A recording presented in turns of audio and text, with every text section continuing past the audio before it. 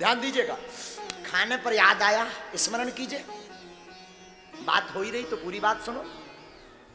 एक होता खाना, खाना खाओगे तो खाना तुम्हें खा जाएगा। हाँ, ध्यान दीजिएगा। एक होता खाना महाराज जी, एक होता खाना, खाना खाओगे तो खाना तुम्हें खा जाएगा। एक होता भोग, भोग दइयो महाराज, भोग बुंदेली भाषा में भोग दइयो महाराज, भोग। भोग पाओगे तो भोगोगे।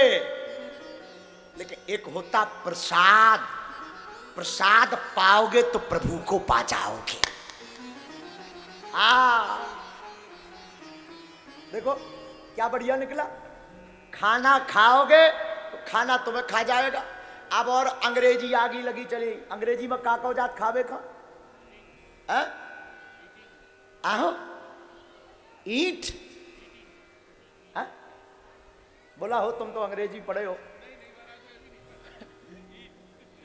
ईट है भगवान, ईट भीट, राम राम राम राम राम।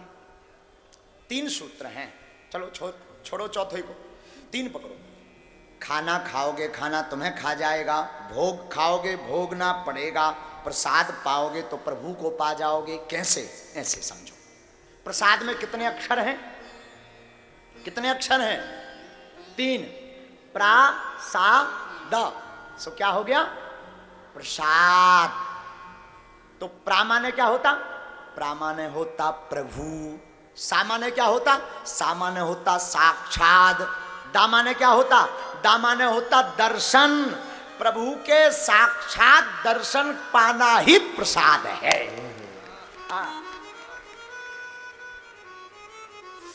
और ध्यान दीजिएगा, आपके घर में कलेश हो रहा हो, आपके घर में धन नहीं रुकता हो, उपद्रव मचा हो, गंदे स्वप्न आते हो, रात को स्वप्न में गला रुंध जाता हो, जरूर आपके भोजन में गड़बड़ है। रसोई घर में बिना स्नान किए प्रवेश मत कीजिए।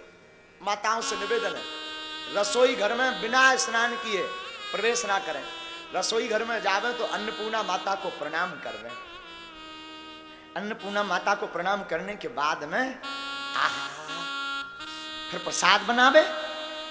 प्रसाद की पहली रोटी गौ माता को खिलावे, खुद ना खाए, खुद गौ माता ना बने ना।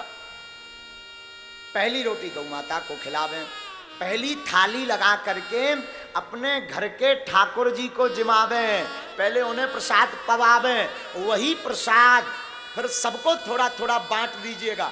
देखिएगा जितने लोग भी भोजन प्रसाद फिर वो प्रसाद पाएंगे ना, वो तर जाएंगे। कई माताएं आती, महाराज हमारे स्वामी जी का माथा ना एकदम गर्म रहता है, हमेशा अग्नि पुराण बांचते रहते हैं। कोई दिक्कत नहीं, आपके भोजन में गड़बड़ होगी। धर्म सम्राट स्वामी कृपात्री जी महाराज का एक सूत्र है, धर्म सम्राट स्वामी कृपात्री जी का, साधु को अपने हाथ का बना हुआ ही प्रसाद पाना चाहिए। पूछो क्यों? इसलिए प्रसाद बनाने वाले के जो भाव बनाते समय होंगे, पाने वाले का भाव भी वैसा ही पाने के बाद बनेगा।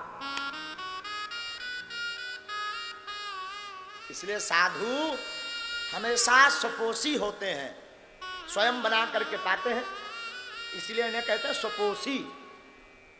अब कई माताओं गुस्सा में खाले ठटरी के फिर का वो जब भीतर जाता है तो वो रोटी भी गड़बड़ करती है, तो वो भी अग्नि पुराण बचवाती है। आप घर पर प्रसाद बनाइए ना, तो मेरा निवेदन है, मेरी माँ निवेदन है, आप घर पर जब भी प्रसाद बनावें तो एक रोटी बनाएं, सीताराम, तवे पर रखें, सीताराम, चूल्हे में लगावें, सीताराम, थाली में परोसें, सो सीताराम। ये क्रिया शुरू भर कर दीजिए, फिर इसका अनुभव करिएगा आपके जीवन में और आपके घर में क्या बदलाव आता है। आपका घर घर नहीं मंदिर बन जाएगा। साधु जी, शिष्य को गुरु की शीत प्रसादी पानी चाहिए पत्नी को पति की शीत प्रसादी पानी चाहिए, और जो आत्म कल्याण करना चाहता है, भक्ति बढ़ाना चाहता है, ऐसे भक्त को संतों की शीत प्रसादी पानी चाहिए। शीत प्रसादी का बड़ा रहस्य हमें याद आया। वृंदावन में एक संत हुए जिनका नाम था श्री माधव दास बाबा। माधव बाबा कहते थे, बड़े अद्भुत महात्मा भैया। माधव बाबा वृंदावन की, महाराज जी विराजमान है ब्रज से, वृंदावन की तलहटी में ये छिपे रहते थे, झुरमुटों में, लताओं में ब्रज की गुजारा करेंगे, राधे राधे पुकारा करेंगे। झोपड़ी बनाकर रहते थे, झोपड़ी में रहकर के गोविंद के गुणानुवाद गाते थे, गीत गाते थे। ये दिन में केवल एक ही बार निकलते थे, कब? जब संतों की आश्रमों में प्रसादी हो जाती थी तो उनके पत्तल फिक जाते थे, तो ये एक समय निकलते थे, उन पत्तलों से जूठन प्रसाद लाते थे, गोविंद को भोग लगाते थे, वो खुद भी पाते थे। इतना दिव्य भाव था। एक बार क्या हुआ, इनके साथ एक घटना घटी। क्या घटना घटी? एक बार भजन में इतने मस्त हो गए कि शाम तक इन्हें भान नहीं रहा, ध्यान नहीं रहा कि आज हमने शीत प्रसादी नहीं पाई। बाहर निकले तो देखा दिन ढलने लगा था, सूर्य ढलने लगा था, सायंकाल संध्या काल होने वाला था। अरे आज तो हमने गोविंद को प्रसाद नहीं लगाया, अरे आज तो हमने भी नहीं पाया। हे माधव, हे गोविंद, अद्भुत लीला। ऐसा कह करके बार बार प्रभु को याद करने लगे।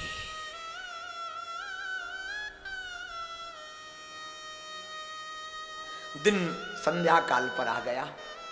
माधव बाबा वहीं पर बगल में एक आश्रम था जहां पर संतों का जो जूठन, जो पत्तल थी वो डाली जाती थी। माधव बाबा वहां गए तो वहां भी जीव जंतु लग गए थे।